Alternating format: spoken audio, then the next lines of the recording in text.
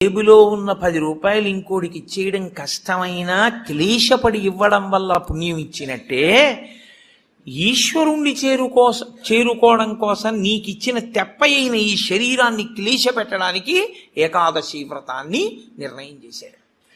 ఏకాదశి వ్రతం చాలా గంభీరమైన వ్రతం. అందుకే లోకంలో పెద్దలు ఏం చెప్తారంటే, స్వామి పుష్కరిణీ స్నానం, సద్గురోహపాద సేవనం, ఏకాదశి వ్రతం చాపి త్రయం అత్యంత దుర్లభం.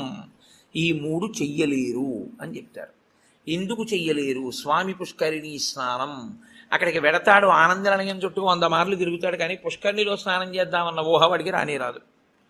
సద్గురోహ పాదసేవనం, సద్గురువు పాదములు పట్టుకునే అవకాశం ఇవ్వడు. ఎందుకు ఇవ్వడు?